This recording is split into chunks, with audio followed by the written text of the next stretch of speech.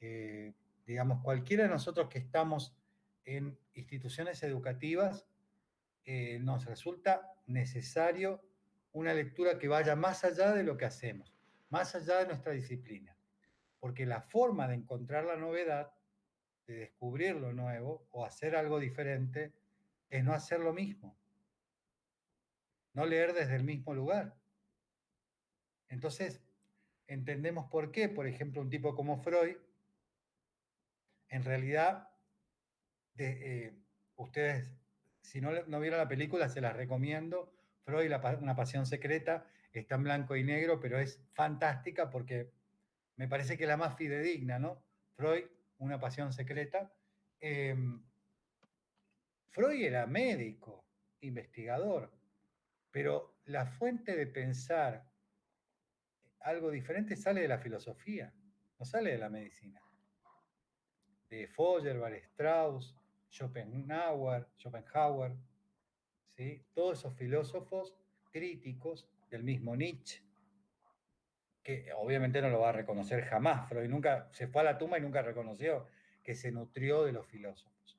Entonces, en esto, hoy justamente que tuve un encuentro con Rodrigo Brito, o Brito, que es de Chile, que está en Nottingham, haciendo el doctorado en educación, becado por el Estado de Chile. Es una sola beca, concursan como no sé cuántas personas y uno solo obtiene la beca. Obviamente que él se fue con su familia, todo pago, pero imagínense, rindió 3 veces, a la tercera logró, digamos, ir, ¿no?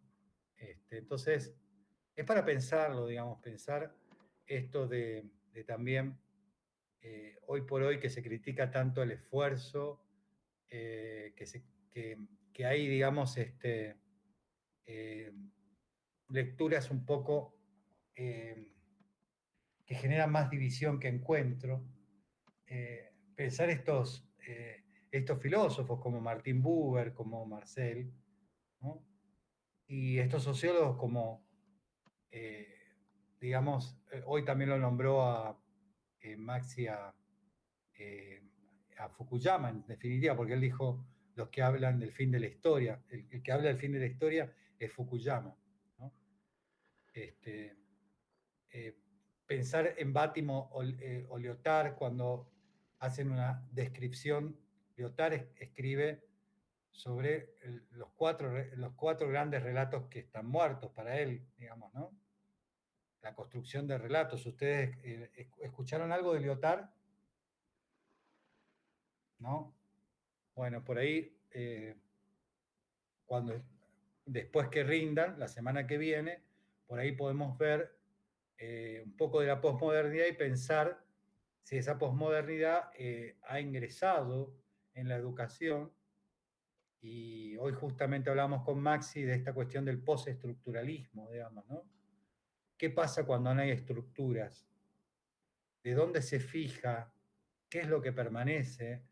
Decíamos el viernes pasado desde Bauman, cuando solamente hablamos de cambio y de realidad líquida, ¿sí? Si todo cambia y nada es, ¿de qué podemos hablar?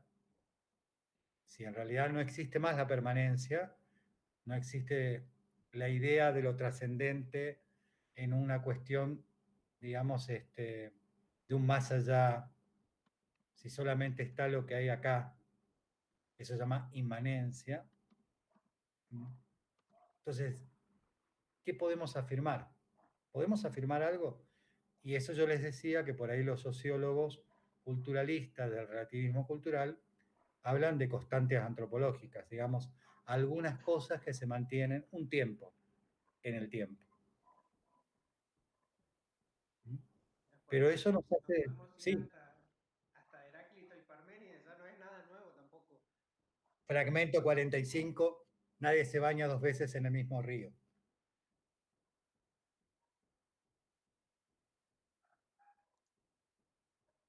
Ese es Heráclito, perdón. Nadie se baña 2 veces en el mismo río, es Heráclito, digamos. Y Parménides es, digamos, la idea del ser, digamos, ¿no? A mí me interesa interesa mucho esta cuestión, porque justamente hoy te decía, bueno, yo por ahí había algo que no me cierra, y no es porque no ofrezcan, digamos, visiones renovadoras por ahí de, de otros enfoques. eh, pero, por ejemplo, a mí me hace acordar, justo que hablaste sobre la cuestión vinculada, digamos, a la educación, hay un texto de Alejandro Dolina que se llama La aventura del conocimiento. No Sí, sé si lo leíste, que la verdad que está muy bueno y que plantea justamente esta idea que circula muchas veces de vender el conocimiento como algo que se hace rápido y que rápidamente otorga algún tipo de capacidad. Y entonces, bueno, aparece un curso de aprenda a llamar por teléfono en 3 semanas. Eh, eh, y por ahí de cómo la comunicación también, es decir, impregnada por ahí de esto de que todo tiene que ser ya, eh, el llame ya. quita por ahí cierto valor a aquello que requiere esfuerzo, que requiere tiempo, eh, que requiere constancia, como si fuera algo bueno, hay que dejarlo para los giles, digamos. Eh, es decir, muchas veces pareciera que ese mensaje se transmite y que impregna también lo educativo. Es difícil a veces eh, plantear frente a alumnos, frente a sujetos en situación de aprendizaje, digamos, en general, ¿sí? ¿Qué de importancia o qué de valor tiene dedicar tiempo a leer algo porque sí, eh, a estudiar? Entonces, me parece que son cosas que por ahí en los ámbitos educativos al día de hoy juegan un papel muy importante, poder despertar, si se quiere, en el otro también ese placer por la lectura, por el conocimiento, eh, porque a veces, es decir, Mira, Max, sí, Ah, la colección muy buena. Vos sabés que, haceme acordar, yo la tengo en PDF, se las tengo que mandar. bueno, Está muy buena. anduve por las librerías también tratando de tener algún tipo de libros que nos lleven a la filosofía, a pensar un poquito. Si bien hay algunos libros en educación que específicamente es filosofía y educación, tengo algunos también, me falta un montón de lectura y tengo algo, pero me falta un montón para alcanzar. Voy anotando, pero eso está en cada uno. Me encantó esto que decías recién y hablabas sobre las redes que están rotas o cómo esa red imaginaria yo la puedo relacionar ahora, por ejemplo, con el inicio de la pandemia. Nuestra sociedad, a la Argentina precisamente, parecería como que estábamos todos solidarios con el otro y sin embargo hará, sí, ¿cuántos meses hace que estamos con el tema de la pandemia? 8 meses, febrero, por ahí. Y a los 3 meses ya nos queríamos matar todos, ya teníamos todos complicaciones, nos odiábamos todos otra vez, así que yo mucho no tengo fe que nos cambie a nosotros como seres humanos. Seguiremos siendo sacos rotos. Em, sí, por ahí está lo de Fabián Maero, después si podés pasárselo en el link, viste que yo subí una parte donde habla de cognitiva y la investigación sobre como digamos dentro de antropológico, lo cooperativo, digamos, ¿no? Como que él planteaba esto de que en realidad no es tan darwiniano el tema, digamos, de la cuestión de que prevalece el que tiene mejores capacidades. Prevaleció el grupo que se juntó y armó, o sea, no lo vamos a ver, no podemos ir a tener la máquina del tiempo y ver cómo esos homínidos se diferenciaron porque atravesaron la situación porque se juntaron y cooperaron. pero digamos, lo vemos en la naturaleza. La cooperación es la diferencia. La subsistencia se da por cooperación, no porque uno sea superior. Esa concepción de unívoca, digamos, que se universalizó, eh, no permite la cuestión de la diferencia y esto que hablamos hoy con Maxi, la cuestión del crecimiento desde la pluralidad de voces. El hecho de construir. Rica, además. Es Sí, lindísimo trabajar con personas que piensan diferente. es un desafío porque en realidad nos saca de la comodidad, ¿no? O sea, cuando uno eh, plantea de base, miren muchachos, los que no lo decimos así, ¿no? Pero los que piensan igual que yo, vamos adelante. Y en realidad la posibilidad de crear dimensiones diferentes de situación, interpretaciones diferentes, está en el conflicto. En el conflicto digo que plantea alguien que no es igual a mí. O sea, por eso, volviendo, no es que hoy estoy evangélico, ¿ok? Sino que hay filósofos que tomaron muchas cuestiones de los textos bíblicos. Uno de ellos que a mí me encanta se llama Laín Entralgo. Como Jasper, también es médico y filósofo. Laín Entralgo tiene un libro fantástico que se los recomiendo, se llama La realidad del otro. ¿Sí? Y él lo que hace es narrar el tema de la otredad de los clásicos hasta los modernos. Y entonces él, médico y filósofo, dice que no encuentra en Occidente otro relato por excelencia de la proximidad que la parábola del buen samaritano. ¿Por qué dice Laín Entralgo eso? Porque para la gente que por ahí no sabe, el samaritano era el enemigo del hebreo. No era el compinche, no era el hermano, ¿no? Entonces, cuando el maestro de la ley le pregunta a Jesús, ¿quién es mi prójimo? Era de maldito, ser hijo de puta. O sea, le estaba preguntando para hacerlo cagar a Jesús. O sea, digámoslo bien, digamos como para que se entienda. Estaba para eso, para ver si le hackeaba, le hacía jaque mate. Pero este era más vivo que los maestros de la ley. Entonces, agarra y cuando le plantea eso, porque sabía que el prójimo para el judío era otro judío. En la parábola encaja el samaritano para que vomiten los maestros de la ley. Entonces, ¿qué es lo que plantea?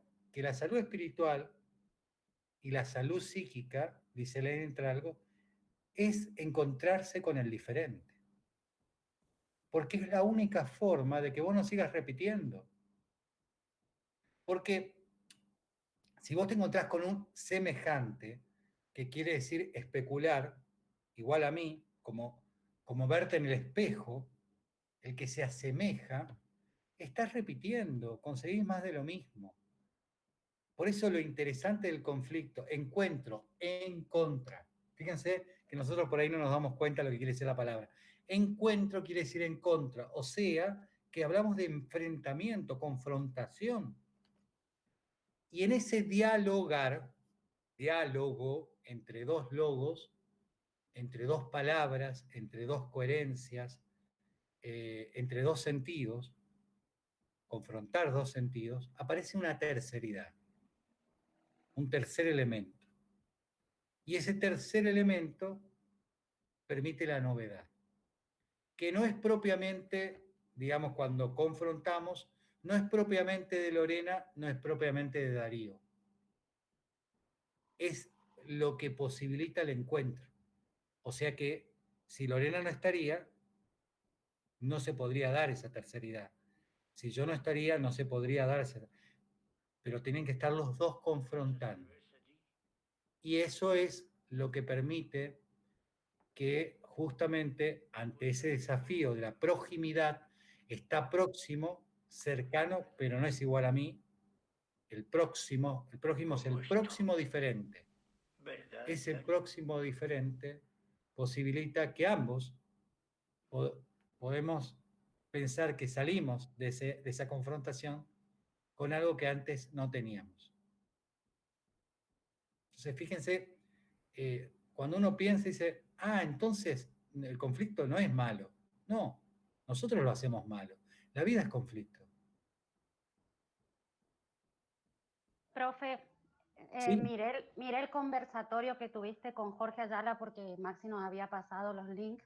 Ah, Y decías algo, lo primero que voy a decir al respecto es que me sentí como me siento acá, como que vamos de acá para allá, así con las ideas, pero también tiene que ver con mi concepción de filosofía, que es la primera vez en la vida que tengo una materia llamada filosofía.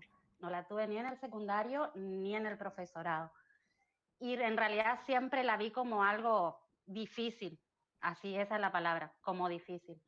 Pero decías algo en ese conversatorio que ahora igual lo repetiste, que uno enseña para darse cuenta lo que le falta. Y eso me llamó mucho la atención y tiene que ver con la humildad también de la que hablabas recién, del semejante, del prójimo, y eso a mí me llamó la atención, más allá de que fue una conversación riquísima. Dije, la voy a escuchar y no voy a anotar nada, y mentira, anoté como 3 hojas de ideas así, que me interesaron mucho. sí, es un ida y vuelta, ¿no? Se podría decir, por un lado, aprendo para enseñar y enseño porque por eso aprendo. Es cuando uno enseña, aprende. Porque si entiende verdaderamente este desafío, yo no puedo dar una clase igual. Me mato si doy una clase igual. Eh, puede ser el mismo tema en 3 lugares distintos y van a ser 3 clases diferentes. Nadie se No, baña en las mismas aguas, profe. Tal no, y cual. como lo veíamos con Rufina, el vínculo enseñante-aprendiente se da en los dos actores todo el tiempo. Pero fíjate vos la palabra que utilizás. Acá Sí, pero lo utilizando la estamos palabra aprendiendo. alumno.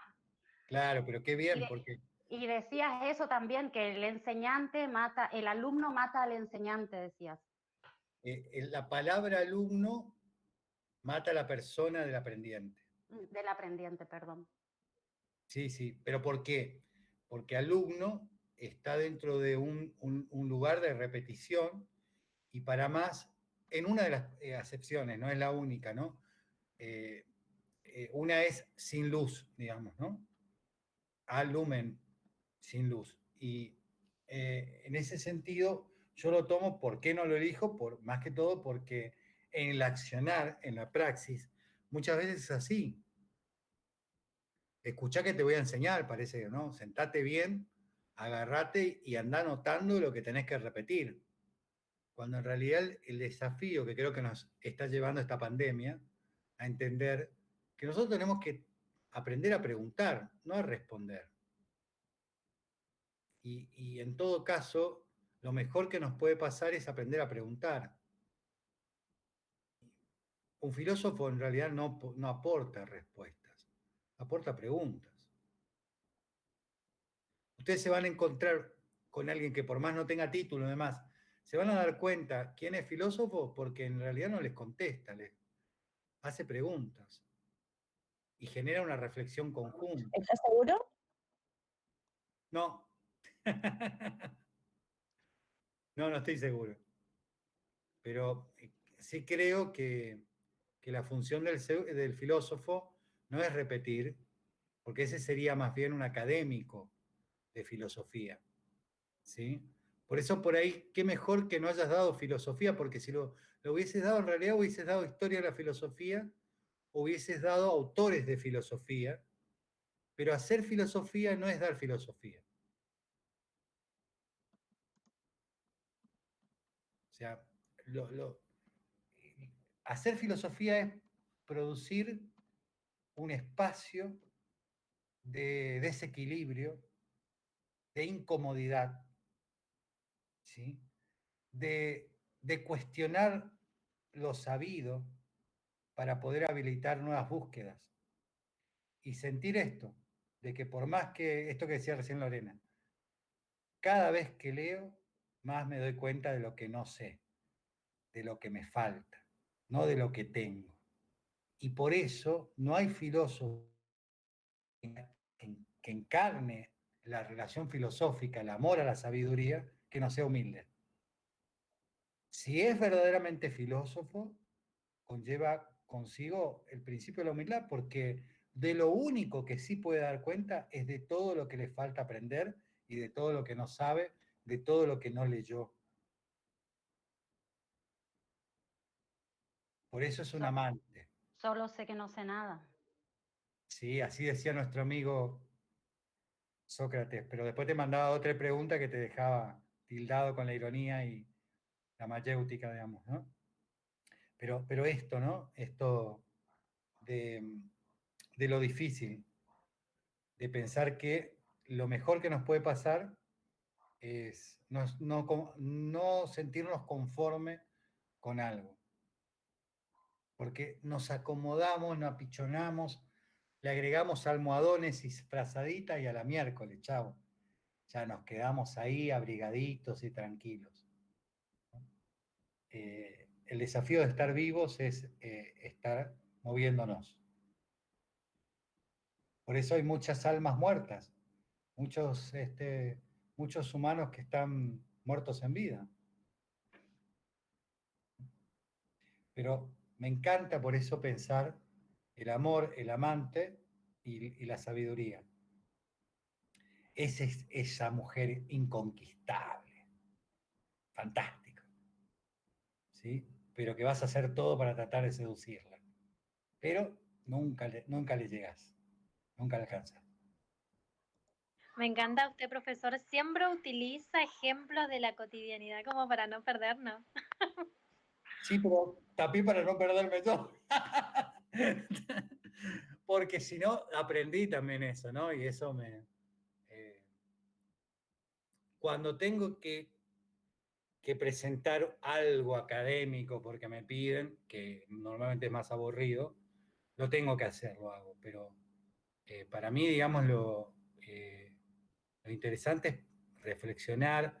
Yo creo que también, si no hablamos de la vida cotidiana, que es la gran crítica que le hacemos a la escuela, ¿no? En muchos casos, la educación, la escuela, enseña para la escuela, no enseña para la vida. Entonces, la vida pasó, o sea, está volando, y por eso muchas veces, esto lo planteábamos hoy con Britos, digamos, ¿no?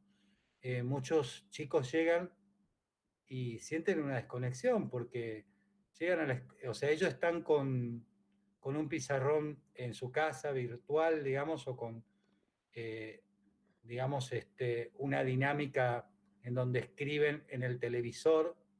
Tenemos de todo, ¿sí? Pero digamos, o manejan lo virtual y se encuentran en un aula con un pizarrón a tizas, digamos, ¿no? Eh, y, pero no es solamente el pizarrón a tiza, porque tenemos muchos docentes recontra creativos, pero es el contexto también en el cual la estructura de Licia es una estructura del siglo XVIII, ¿no?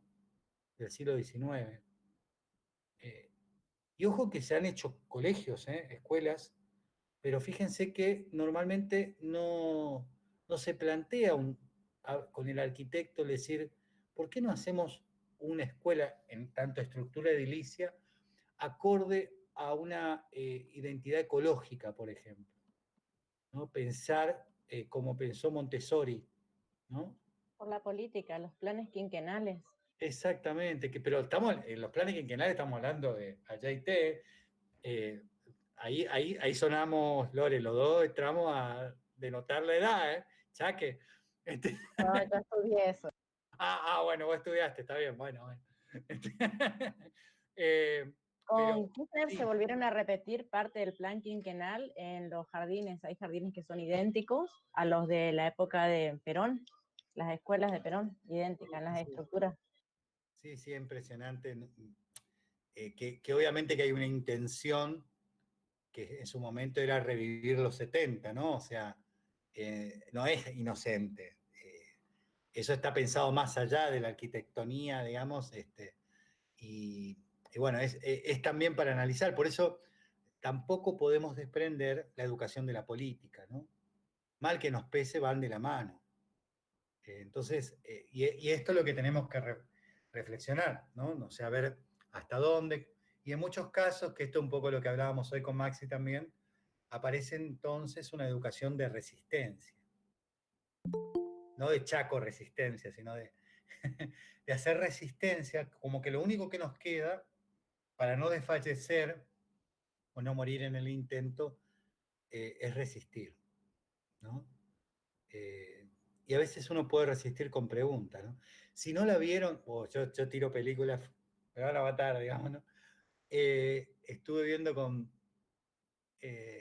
mi familia una película viejísima de Tomás Moro, porque yo le puse a mi hijo Tomás, no por. La mayoría cree que le puse Tomás por Tomás de Aquino. Yo le puse a mi hijo Tomás por Tomás Moro. Me encanta la vida de Tomás Moro. Si no la vieron, ay, ¿cómo se llama la película? Es una película vieja. Un hombre para la eternidad. Así se llama la película. Un hombre para la eternidad. Y es fantástico el dilema, los diálogos, porque Tomás era amigo de Enrique VIII. No sé si sabían ustedes. Eran muy amigos. Tan amigos que cuando Enrique VIII, ustedes tienen que pensar en ese momento histórico en el cual va a nacer el anglicanismo, una nueva religión, ¿no? ¿Y saben por qué nace? Porque en realidad Enrique VIII quería que le permita a la iglesia de Roma volver a casarse, ¿no? Y de ahí en más, sí, hay cosas históricas que se repiten, digamos, pero bueno.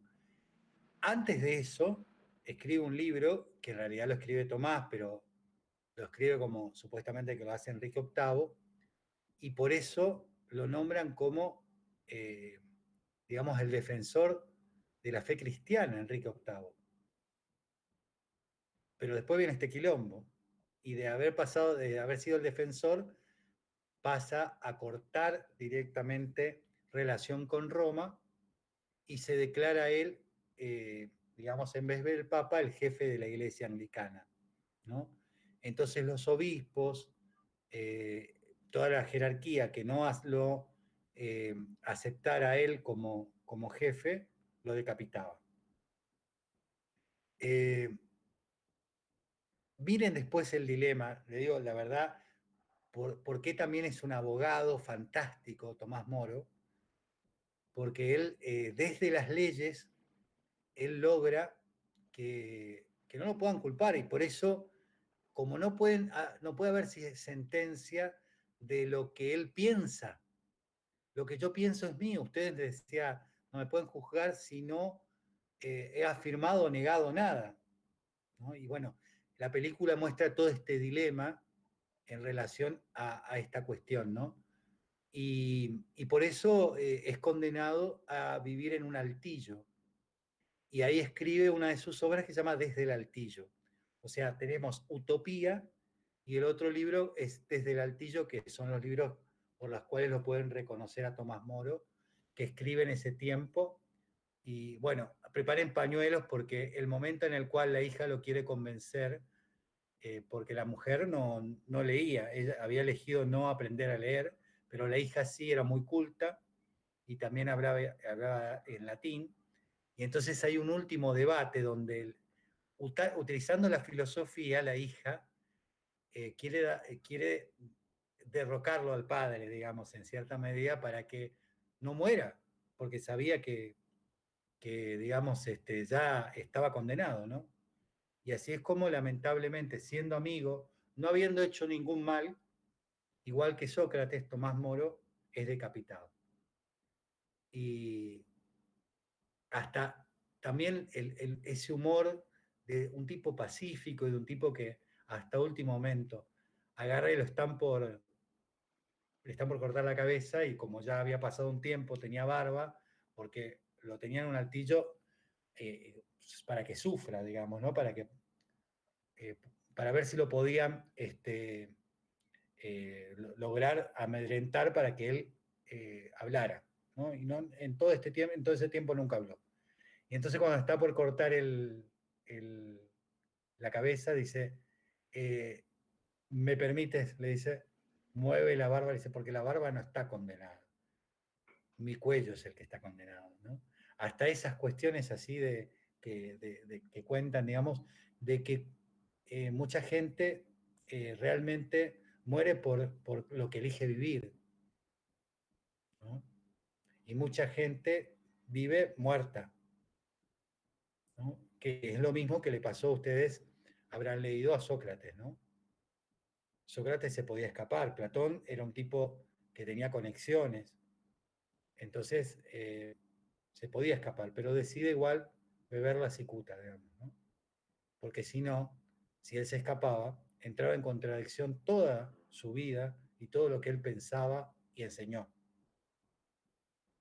¿no?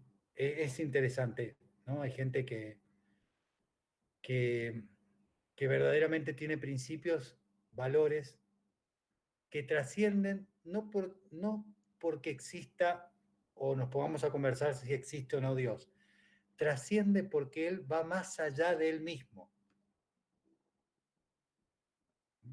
Como nuestros abuelos, algunos que tú tienes o tuvo abuelos que vinieron de otro lugar, apenas llegaron sin dinero y demás, y vos les preguntabas, y él estaba haciendo lo que hacía no para él, sino para que sus nietos el día de mañana pudieran, bueno, esas cuestiones son las cuestiones que nos dan la pauta de que el altruismo es propiamente humano y es una posibilidad que nos humaniza. Como también, recordemos que en el mismo momento que estaba Hitler y había un montón de gente muriendo en los campos de concentración, estaba un Maximiliano Kolbe. ¿Saben quién era Maximiliano Kolbe? ¿No? Maximiliano Kolbe fue condenado, digamos, al campo de concentración y en un momento determinado, y quienes iban a ir que los quemaban, digamos, lo mandaban a la cámara de gas y después hacían, digamos, los quemaban todos juntos. Y entonces un hombre al lado suyo, que no lo conocía, Maximiliano, se pone a llorar porque no va a poder ver a su familia. Y Maximiliano le cambia el número, porque su número él no estaba condenado. Entonces, Víctor Frank, que es el creador de la logoterapia, habla también de él. Pueden ver el videíto cuando García Pintos nos da una clase, que está también en el canal de YouTube. García Pintos es logoterapeuta. Pero es un acto de entrega a una proximidad desconocida, a tal punto que el tipo da la vida por un desconocido. Estaba loco. Para Freud, para los psicoanalistas, esa gente está loca, digamos, ¿no? Solamente cuando uno agrega la dimensión espiritual en la condición humana, ¿no? O sea, cuando hablamos de un itax múltiple, ¿no?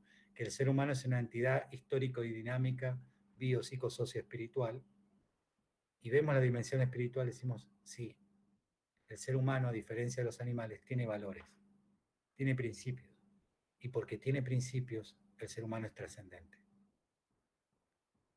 Que exista Dios o no exista Dios ya es otro tema.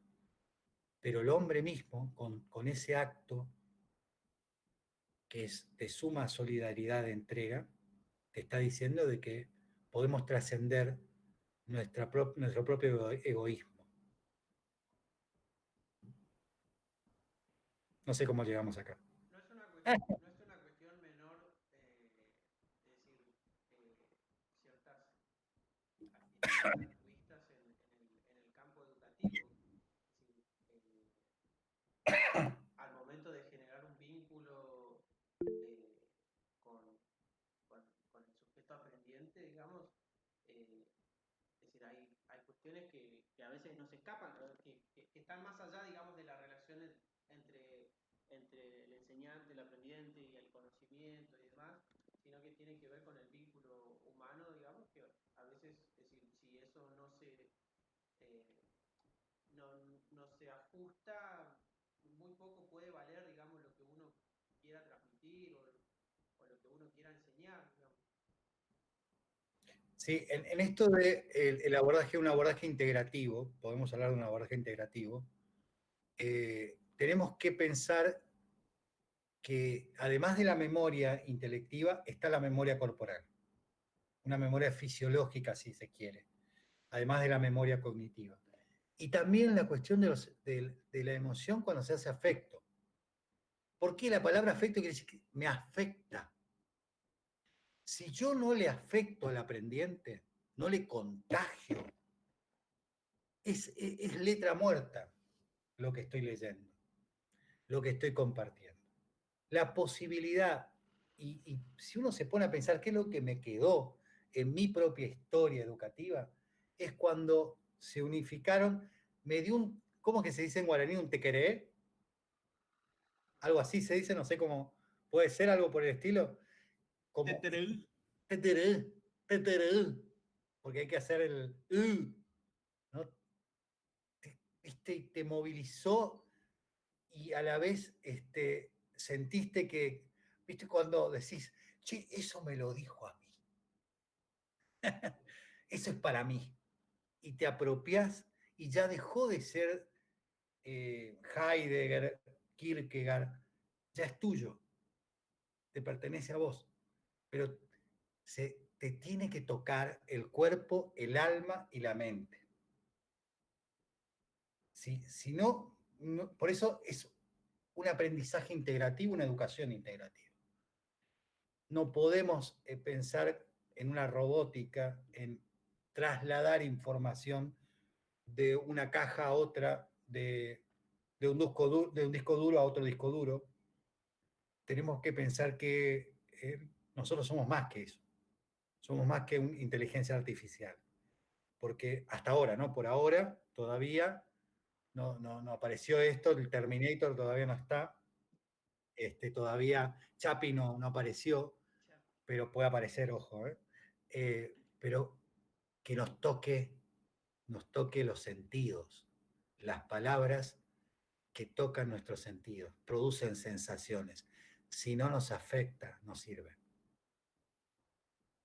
Justo hoy veía, a mí me gustan mucho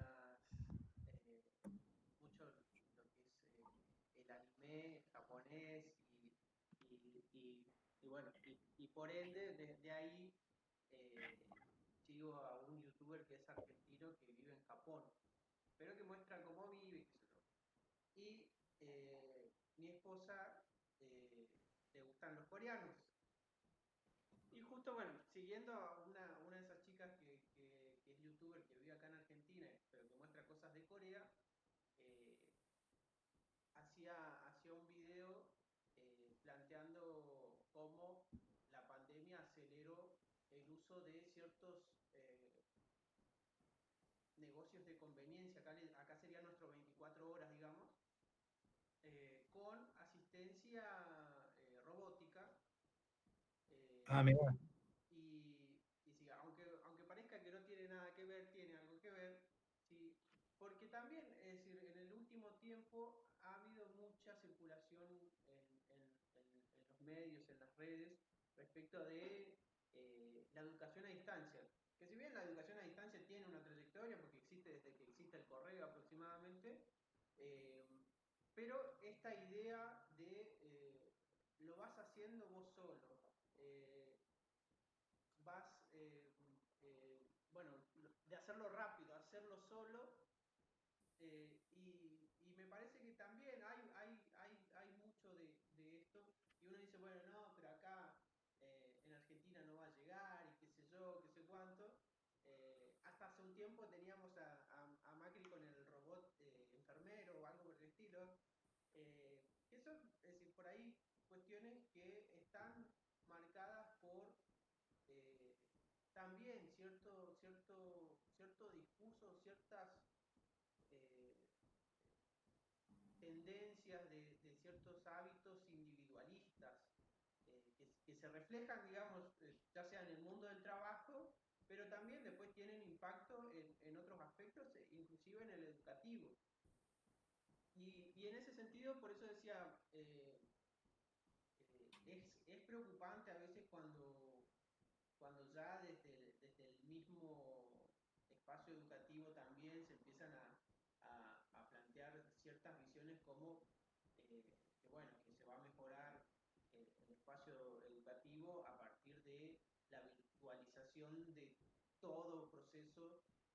escolar, digamos, y entonces pareciera como que, bueno, no importa porque el conocimiento está en la nube y uno solo puede acceder y puede aprender de todo.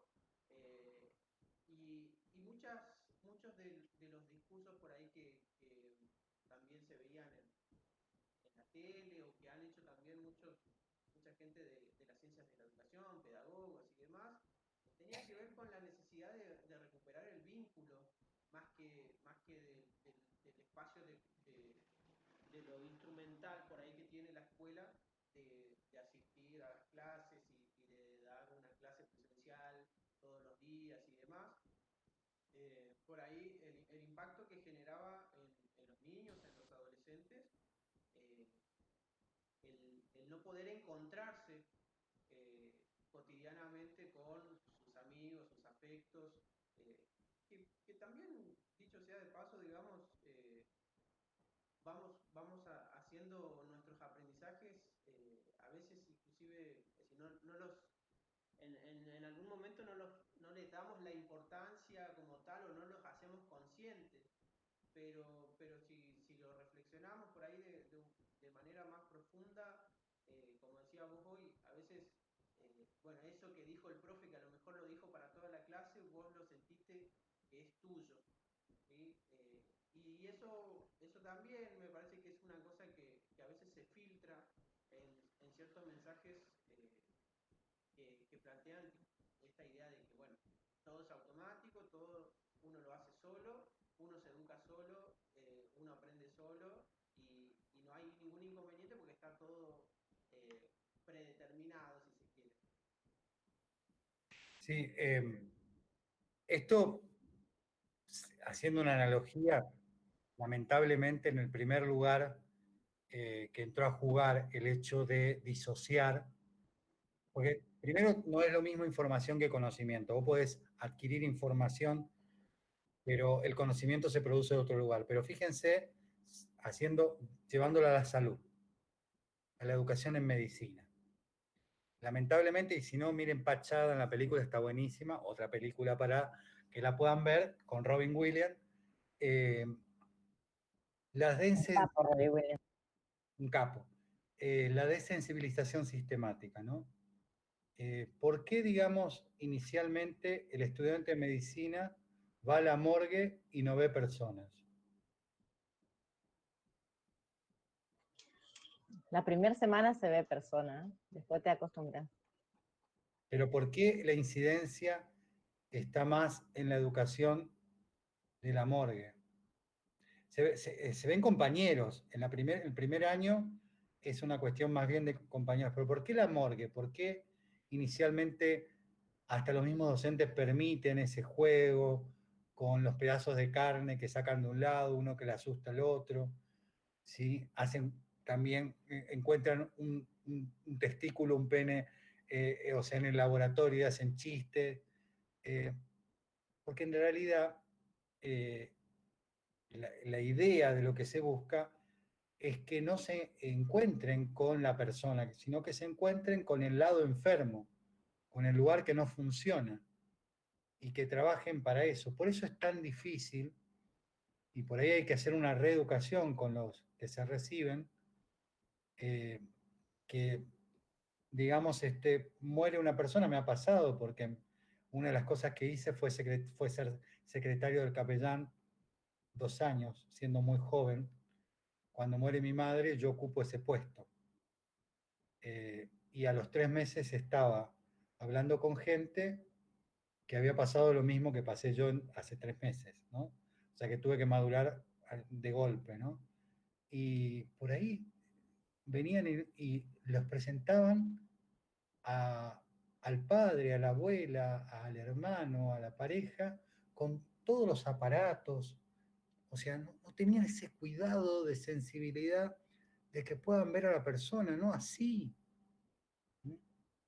Y no lo veían como algo malo, ¿me explico? Ellos hicieron su trabajo, se murió, y ese cuidado de que por ahí yo me quedaba con 21 años, no tenía idea de la vida todavía, nene de mamá, así que la verdad que nunca pensé que me iba a tocar ese trabajo, me ayudó a madurar muchísimo, de acompañar a la enfermera a sacar todos los tubos. Yo sabía que no iba a estudiar medicina, pero bueno, tuve que aprender, digamos, ¿no? A estar en